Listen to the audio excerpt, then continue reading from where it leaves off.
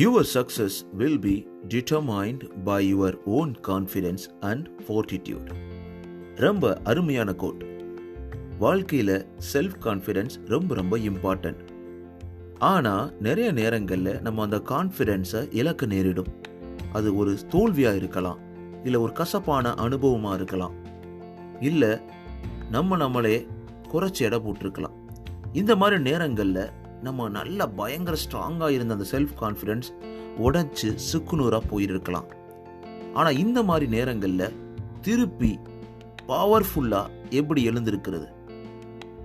How to regain confidence. எப்படி நீங்கள் அந்த கான்ஃபிடென்ஸை திருப்பி உங்கள் மனசில் கொண்டு வந்து நீங்கள் நினைச்சதையும் நீங்கள் உங்களுக்கு பிடிச்சதையும் அடைவது எப்படி அப்படின்றது தான் இந்த எபிசோடில் நீங்கள் தொடர்ந்து கேட்க போறீங்க. தொடர்ந்து இணைந்திருங்கள். அனைவருக்கும் அன்பான வணக்கங்கள். எல்லாரும் எப்படி இருக்கீங்க?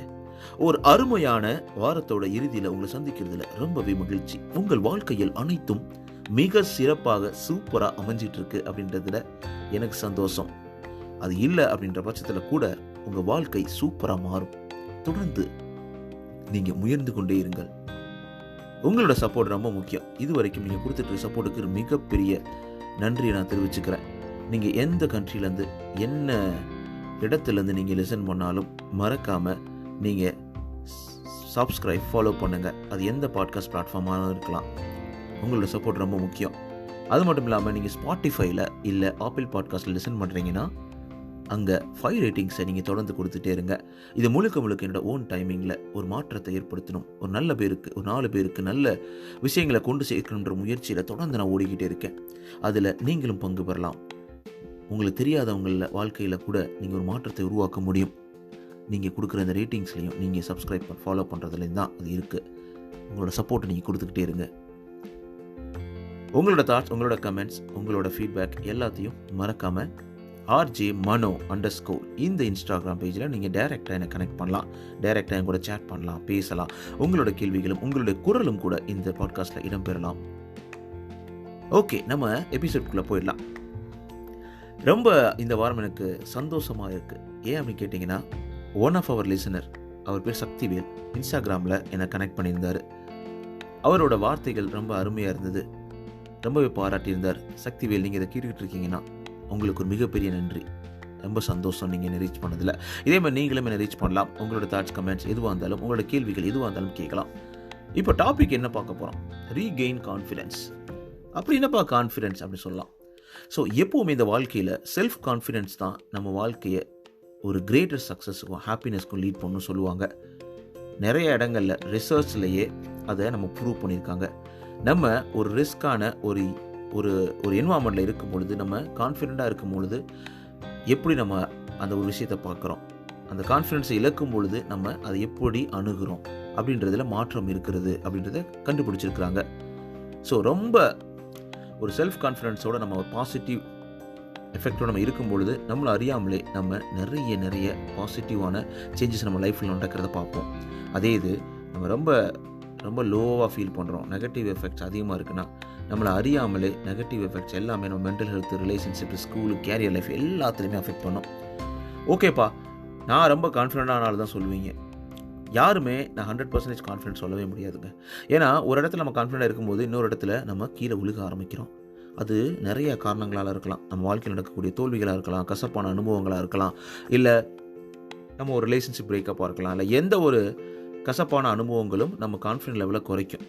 இந்த கேம்லலாம் இருப்பாங்களா, பார்த்துருப்பீங்கல்ல, அந்த மாதிரி ஒரு அடி வாங்கினா அந்த லைஃப் குறையும். அது மாதிரி இந்த கான்ஃபிடென்ட் லெவல் வந்து குறைஞ்சிட்டே இருக்கும். எப்போவுமே நம்ம பூஸ்டப் பண்ணிகிட்டே இருக்கணும். நம்ம திருப்பி எப்படி கான்ஃபிடென்ட் லெவலை கெட் பண்ணுறது.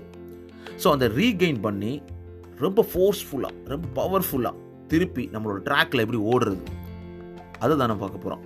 அது ஃபஸ்ட்டு என்ன பண்ணணும்னா, நீங்கள் ஒரு கான்ஃபிடென்ட்டாக ஃபஸ்ட்டு வளர்க்கணும். வளர்த்துட்டு அதில் நீங்கள் விழுகிறீங்க, இல்லை அந்த கான்ஃபிடென்ட்டே இல்லாமல் இருக்கீங்க அப்படின்ற பட்சத்தில் ஃபஸ்ட் எடுத்தோன்னே take stock of yourself சொல்லுவாங்க. ஃபஸ்ட்டு உங்களை பற்றி நீங்கள் புரிஞ்சுக்கணும். ஜர்னலிங் ஒரு கான்செப்ட் இருக்குது. ஜர்னலிங்னா உங்களை பற்றி நீங்கள் தெரிஞ்சுக்கிறது, உங்களை பற்றி நீங்கள் உங்களை எழுதிக்கிறது. ஓகே, இதெல்லாம் என்ன பண்ணலாம்? நான் எதுக்காக ஒரு 30 மினிட்ஸ் டைம் எடுத்துக்கிட்டு நான் என்னென்னலாம் பண்ண ஆசைப்பட்றேன், எனக்கு என்ன பிடிக்கும், நான் நம்ம லாஸ்ட்டு ஒரு எபிசோடில் பார்த்துருந்தோம், who you want to become அப்படின்ற மாதிரி. அந்த மாதிரி நீங்கள் உங்களை டிஸ்கவர் பண்ணணும். ஓகே, மனோ யார், என்ன பண்ண போகிறாரு, சக்தி யார், நீங்கள் யார் அப்படின்றத நீங்கள் எழுதணும். ஸோ அதுக்கப்புறம் அதில் உங்களுக்கு பிடிச்ச விஷயத்தில் எதுலாம் கான்ஃபிடென்ட் லெவல் இருக்குது, இந்த கான்ஃபிடென்ட் லெவல் வந்து எனக்கு வந்து ரொம்ப அதிகமாக இருக்குது, இதில் கான்ஃபிடென்ட் லெவல் குறைச்சிருக்கு, இதை எப்படி நான் வந்து ஒர்க் அவுட் பண்ணுறது அப்படின்ற மாதிரி எழுதணும். ஃபஸ்ட்டு ஒரு பெண்ணை நோட் எடுத்துட்டு நீங்கள் எழுதுங்க. ஒரு கான்ஃபிடென்ட் லெவலை நீங்கள் இன்க்ரீஸ் பண்ணோம் அப்படின்னா ஃபஸ்ட்டு உங்களை நீங்கள் தெரிஞ்சுக்கணும்ல, உங்களை ஃபஸ்ட்டு புரிஞ்சுக்குங்க. ஸோ ரெண்டாவது பாயிண்ட் பார்த்தோம்னா, look back on your life and your accomplishments.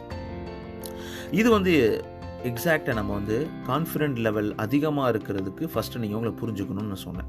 ஆனால் அதே அந்த கான்ஃபிடென்ட் லெவல் வந்து பிரேக் ஆகும்போது, கீழே விழுகும் பொழுது, அப்புறம் நம்ம திருப்பி அதை ரீகெயின் பண்ணணும்னா, எடுத்தவொடனே அடுத்து என்ன பண்ணணும்னா, உங்கள் லைஃப்பில் நடந்த கிரேட் அக்கம்ப்ளிஷ்மெண்ட்ஸை யோசிச்சு பாருங்கள். நான் எதுவுமே பண்ணலப்பா, எனக்கு எதுவுமே தெரியாது, நான்லாம் ஒன்றுத்துக்குமே கரெக்டாக வரமாட்டேன் அப்படின்னு யோசிக்காதீங்க. ஒவ்வொருத்தருக்குள்ளேயும் ஒரு திறமை இருந்திருக்கும், ஒவ்வொருத்தருக்குள்ளேயும் ஒரு சிறந்த தன்மை இருந்திருக்கும், ஒரு சூப்பரான அக்கம்ப்ளிஷ்மெண்ட் பண்ணியிருப்பீங்க உங்கள் வாழ்க்கையில். அதை யோசிச்சு பாருங்கள். ஸ்கூலுக்கு போய் நிறைய ப்ரைஸஸ் வாங்கியிருக்கலாம், இல்லை உங்கள் பக்கத்து வீட்டுக்காரங்களுக்கு நீங்கள் உதவி பண்ணியிருக்கலாம், இல்லையா நீங்கள் நிறைய நேரங்களில் உங்கள் ஃப்ரெண்ட்ஸ் கூட நல்ல டைம் ஸ்பெண்ட் பண்ணி அவங்களுக்கு ஹெல்ப் பண்ணி அவங்கள நீங்கள் தூக்கி விட்டுருக்கலாம். இந்த மாதிரி நிறையா இருக்குங்க. எல்லாமே உங்களோட சூப்பரான அச்சீவ்மெண்ட்ஸ் தான் சொல்லுவாங்க. ஸோ அந்த டைமிங்கில் உங்களோட அக்கம்ப்ளிஷ்மெண்ட்ஸ் எல்லாத்தையும் லிஸ்ட் பண்ணுங்கள். லிஸ்ட் பண்ணி எதெல்லாம் வந்து நமக்கு யூஸ்ஃபுல்லாக இருக்கும், எது நமக்கு யூஸ்ஃபுல்லாக இருக்காது அப்படின்றத ரெண்டையும் நீங்கள் பார்க்கலாம். எது உங்களை திருப்பி அந்த கெயின் கான்ஃபிடென்ஸ் திருப்பி ரீகெயின் பண்ணும் அப்படின்றத யோசிங்க. உங்களோட ஓல்டு ஃபோட்டோ, உங்களோட ஓல்டு இயர் புக்ஸு, இதெல்லாம் நீங்கள் கோ த்ரூ பண்ணும் போதே நீங்கள் இது வரைக்கும் என்ன பண்ணியிருக்கீங்க, எது பண்ணலை அப்படின்றத உங்களுக்கு ஈஸியாக தெரிய வரும். அப்போ உங்களுக்குள்ள ஒரு கான்ஃபிடென்ட் கிடைக்கும். ஓஹோ, நான் இதெல்லாம் பண்ணியிருக்கேன், இதெல்லாம் எனக்கு பிடிச்சிருக்கு, உங்களுக்கே ஒன்று பிடிக்க ஆரம்பிக்கும். நம்ம இந்த நேரத்தில் இந்த விஷயங்களில் நிறையா பண்ணியிருக்கோம் அப்படின்ற மாதிரி உங்களுக்கு தோணும். அப்போ ஒரு ஹாப்பினஸ் வரும் பார்த்தீங்களா, அதை மாற்றவே முடியாதுங்க. அது உங்களுக்கு ஈஸியாக உங்களோட கான்ஃபிடென்ஸை ரீகெயின் பண்ணுறதுக்கு ஹெல்ப்ஃபுல்லாக இருக்கும். மூணாவது பாயிண்ட் பார்த்தோம்னா, focus on positive thoughts and beliefs. இது எல்லா இடத்துலையுமே நான் சொல்லியிருக்கேங்க. Focus on your positive thoughts. எப்போயுமே பாசிட்டிவ் தாட்ஸில் நீங்கள் இருக்கணும். என்னடா வாழ்க்கை அப்படின்ற மாதிரி நெகட்டிவ் தாட் இல்லாமல் பாசிட்டிவாக என்கரேஜிங் ஒரு கன்ஸ்ட்ரக்டிவ் தாட்ஸை உங்கள் மனசுக்குள்ளே கொண்டு வரணும். எப்போயுமே எப்படிப்பா பாசிட்டிவாக இருக்கிறது, சோகமான நேரங்கள் கூட பாசிட்டிவாக இருக்கலாமா அப்படின்ற மாதிரி நீங்கள் யோசிக்கலாம். அப்படி கிடையாதுங்க. சோகமான நேரங்களில் இருக்க முடியுமா இல்லையான்னு கிடையாது. அந்த சோகமான நேரங்களை எப்படி நீங்கள் அதை டேக்கிள் பண்ணி வெளில வரீங்க அப்படி யோசிக்கிறீங்க பார்த்தீங்கன்னா, அதுவே ஒரு பாசிட்டிவ் தாட் தான். ஒரு கன்ஸ்ட்ரக்டிவ் ஃபீட்பேக் உங்களுக்கு கொடுத்துக்கிட்டே இருக்கணும்.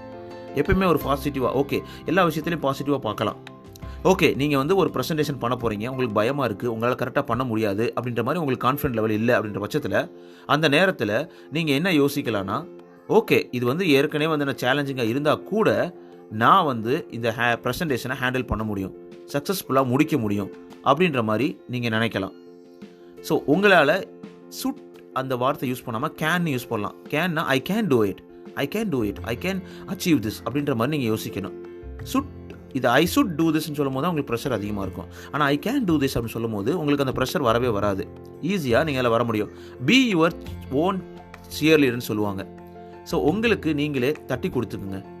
நீங்கள் பண்ண வேண்டிய எல்லா விஷயத்தையும் உங்களுக்குள்ளே நீங்கள் என்கரேஜ் பண்ணிக்கோங்க. நீங்கள் உங்களுக்கு ஒரு நல்ல நண்பன்.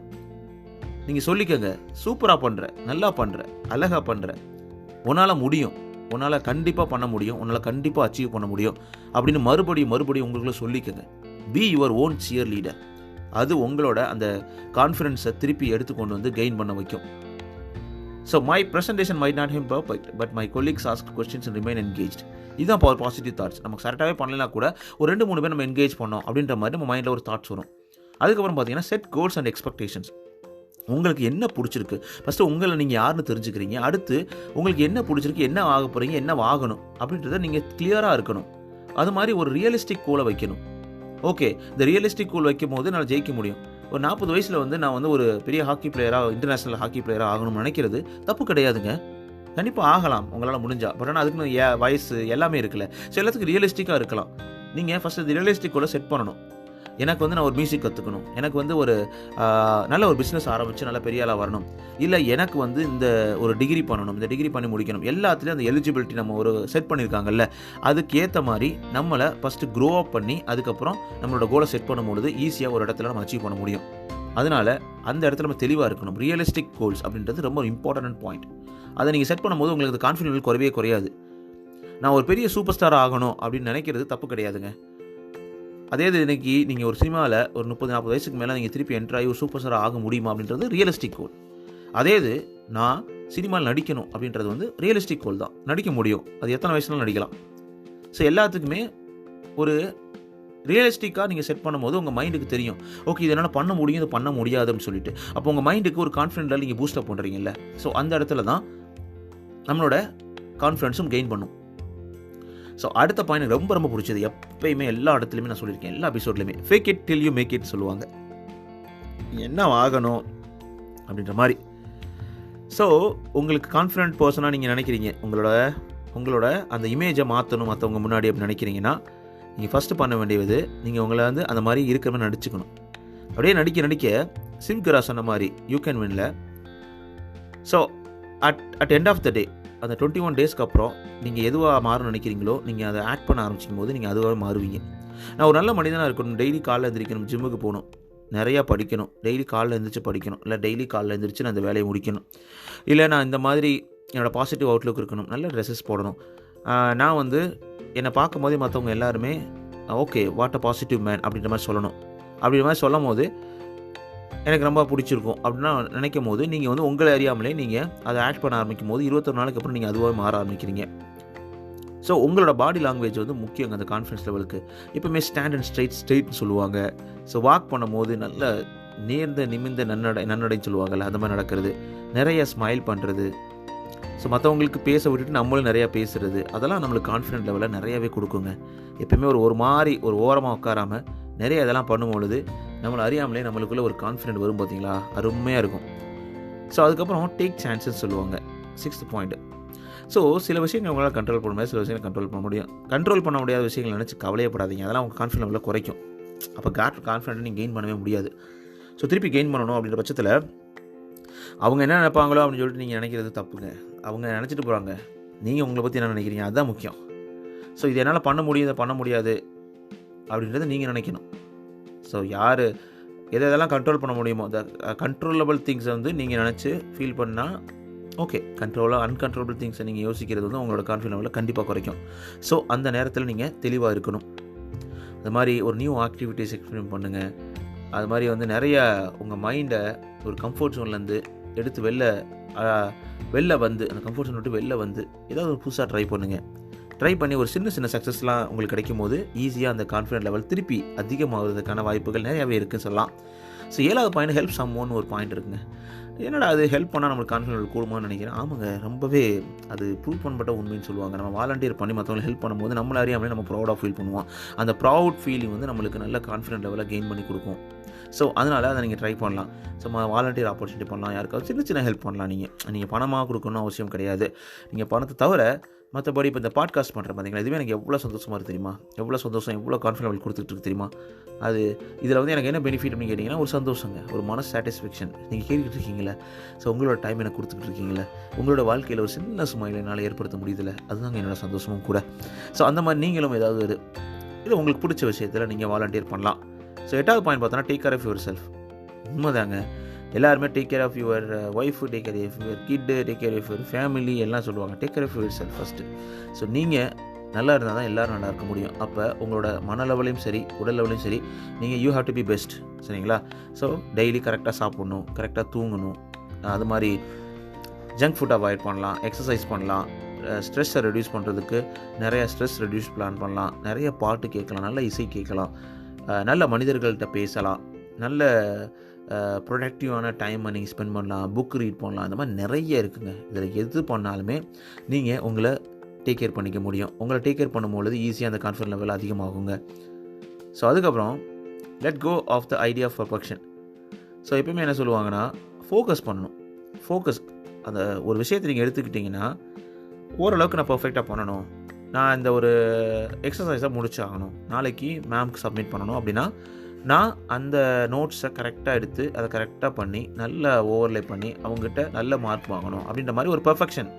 நான் இன்றைக்கி வேலையை வந்து நான் கரெக்டாக முடிச்சு கொடுக்கணும், இல்லை நான் என் ஒய்ஃப்கிட்ட பேசும்போது நான் அமைதியாக பேசணும். இந்த மாதிரி ஒரு சின்ன விஷயங்களில் ஃபோக்கஸ் பண்ணும்பொழுது உங்களுக்கு ஆப்போசிட்லேருந்து நல்ல ரியாக்ஷன் கிடைக்கும், நல்ல ஒரு ஆக்செப்டன்ஸ் கிடைக்கும், அது மாதிரி உங்களுக்கு அப்ரிசியேஷன் கிடைக்கும். அந்த மாதிரி சமயங்களில் உங்களுக்கு கான்ஃபிடன்ட் லெவல்ஸ் ஈஸியாக இன்க்ரீஸ் ஆகும். சரிங்களா? ஸோ அந்த நேரங்களையும் உங்களோட கான்ஃபிடன்ஸை கெயின் பண்ண முடியும். ஸோ அடுத்த பாயிண்ட் பார்த்தோன்னா பி பர்சிஸ்டன்ட். இது ரொம்ப ரொம்ப முக்கியம் எல்லா விஷயத்துலையுமேங்க. ஸோ ஒரு கான்ஃபிடென்ஸை பில்ட் பண்ணுறது வந்து ஈஸியாக சொல்லிடலாம், எனக்கு நம்பிக்கை இருக்குது அப்படின்ற மாதிரி வெளியில் சொல்லிடலாம். ஆனால் நம்பிக்கை எல்லா இடங்களையும் நான் நம்பிக்கையாக இருக்கேன், நான் எல்லா இடத்துலையுமே கான்ஃபிடென்ட்டாக ஃபீல் பண்ணுறேன், எல்லா இடத்துலையுமே நான் வந்து நினச்சதை அச்சீவ் பண்ண முடியும், என்னால் எல்லாத்தையுமே நான் நினச்சபடி மாற்ற முடியும் அப்படின்னு ஒரு செல்ஃப் கான்ஃபிடன்ஸ் உங்களுக்கு வரணும்னா அதுக்கு டைம் எடுக்கும். அதுக்கான ப்ராக்டிஸ் வேணும், அதுக்கான டைம் வேணும், அதுக்கான ஒரு கன்சிஸ்டன்சி வேணும். அது எல்லாமே இருந்தால் மட்டும்தான் நீங்கள் நினச்சபடி உங்களால் மாற முடியும். எந்த ஒரு செயலை எடுத்துக்கிட்டாலும் சரி, ஒரு சாதாரண விஷயத்துலேருந்து ஒரு மிகப்பெரிய ஒரு கோலை அடைவதற்கான முயற்சிகளாக இருக்கட்டும், எல்லா இடத்துலையுமே பர்சிஸ்டன்ட் வேணும். நீங்கள் தோக்குறீங்களோ ஜெயிக்கிறீங்களோ, நீங்கள் விழுகிறீங்க எந்திரிக்கணும், திருப்பி விழுந்துக்கிறீங்களா எந்திரிச்சு திருப்பி ஓடணும். அந்த பர்சிஸ்டன்ட் இருக்கணும். உங்களோட அந்த உழைப்பு, உங்களுடைய அந்த ஃபோக்கஸ், உங்களுடைய அந்த கான்ஃபிடென்ட் லெவல், உங்களுடைய அந்த அந்த அந்த எஃபோர்ட் இருக்குது பார்த்தீங்களா, அது எல்லாமே சேமாக இருக்கணும். பர்சிஸ்டண்ட்டாக okay I can do this, I'm continue to do this, நான் பண்ணிக்கிட்டு இருக்கேன், நான் நல்லவனாக மாறிக்கிட்டு இருக்கேன், நான் அந்த விஷயங்களை நான் வந்து ஃபாலோ பண்ண மாட்டேன், நான் பண்ணிக்கிட்டு இருக்கேன், எனக்கு பிடிச்ச விஷயத்த நான் பண்ணிக்கிட்டு இருக்கேன் அப்படின்ற மாதிரி உங்கள் மனசில் அதை கொண்டு வரணும். ஸோ நான் ஒரு விஷயத்தை மாற்றணும், ஓகே எனக்கு வந்து நிறைய சாப்பிட்ற ஹேபிட் இருக்குது, நான் அதை மாற்றணும்னா நான் சாப்பாடை குறைச்சிட்டு இருக்கேன் அப்படின்றத நீங்கள் நம்பணும். So you are making a progress. அந்த ப்ராக்ரஸ் பாயிண்ட்டை நீங்கள் நம்பணும். I am doing it now, the present continuous tense சொல்லுவாங்கல்ல, I am doing it now, I am making it change, I am making the change அப்படின்ற மாதிரி எல்லா விஷயத்தையுமே நம்ம ஒரு ஒரு ஒரு ப்ராக்ரஸாக நீங்கள் பார்க்கணும், பர்சிஸ்டண்ட்டாக பார்க்கணும், பர்சிஸ்டண்ட்டாக ப்ளே பண்ணணும். இது ஒரு கேமாக இருக்கட்டும், இல்லை உங்கள் வாழ்க்கையில் உள்ள முயற்சிகளாக இருக்கட்டும், உங்கள் கான்ஃபிடன்ட் லெவலில் பூஸ்டப் பண்ணி நீங்கள் உங்கள் கான்ஃபிடன்ட் லெவலை 100% கெயின் பண்ணுறதா இருக்கட்டும், எல்லா இடத்துலையுமே உங்களுக்கு பர்சிஸ்டன்ஸ், பொறுமை வேணும். இந்த 10 பாயிண்ட்டை டீட்டெயிலாக நான் சொல்லியிருக்கேன். இந்த 10 பாயிண்டில் உங்களுக்கு எல்லா விஷயங்களுமே இருக்குது. நீங்கள் ஈஸியாக நீங்கள் இழந்த கான்ஃபிடன்ட் லெவலை எப்பயுமே பூஸ்டப்பாக 100% லெவலில் பண்ணி நீங்கள் நினச்சது எல்லாத்தையும் அடைய முடியுன்றதில் சந்தேகமே கிடையாது. இது எல்லாத்தையும் ட்ரை பண்ணிவிட்டு உங்களுக்கு பிடிச்ச இந்த டிப்ஸில் உங்களுக்கே ரொம்ப பிடிச்ச டிப்ஸு அப்படின்னா எது அப்படின்றத மறக்காமல் எனக்கு RJ_Mano_ இந்த இன்ஸ்டாகிராம் பேஜில் எழுதுங்க. நான் உங்களுக்கு கூட பேசுறதுக்கு ஆவலாக இருக்கேன். ஸோ அடுத்த டாபிக் என்ன பேசலாம் அப்படின்ற மாதிரி உங்களுக்கு ஏதாவது ஐடியா இருந்ததுனாலும், என்ன கொஷின்ஸ் ஏதாவது இருந்தாலும் RJ_Mano_ இந்த இன்ஸ்டாகிராம் பேஜில் எழுதி அனுப்புங்க. நீங்கள் எந்த பாட்காஸ்ட் பிளாட்ஃபார்ம் லிசன் பண்ணாலும் மறக்காமல் RJ_Mano the Tamil improvement Tamil help பாட்காஸ்ட்டை சப்ஸ்கிரைப் ஃபாலோ பண்ணுங்கள். அது மட்டும் இல்லாமல் ஸ்பாட்டிஃபை, ஆப்பிள் பாட்காஸ்ட்டில் லிசன் பண்ணுறீங்கன்னா உங்களோட ரேட்டிங்ஸை கொடுத்துக்கிட்டே இருங்க. உங்களோட 5 ரேட்டிங்ஸ் கொடுத்தீங்கன்னா ரொம்பவே யூஸ்ஃபுல்லாக இருக்கும். நிறைய பீப்புளை ரீச் பண்ணுறதுக்கும் எனக்கு ஹெல்ப்ஃபுல்லாக இருக்கும். உங்களுடைய நன்றி, உங்களுடைய இந்த ஒரு பொறுமை நீங்கள் ஆரம்பிச்சிட்ருக்கு, உங்களை மாற்ற வேண்டும், உங்களை மாற்ற வேண்டும், இந்த பாட்காஸ்ட் கேட்கணும் அப்படின்னு தோன்ற ஒரு எண்ணங்களுக்கும் மிகப்பெரிய நன்றி. அடுத்த எபிசோடில் உங்களை சந்திக்கிறேன் ரொம்ப யூஸ்ஃபுல்லான இன்ஃபர்மேஷனோட. அது வரைக்கும் உங்களிடமிருந்து விடைபெறுவது RJ_Mano. நீங்க இருக்கீங்க RJ_Mano.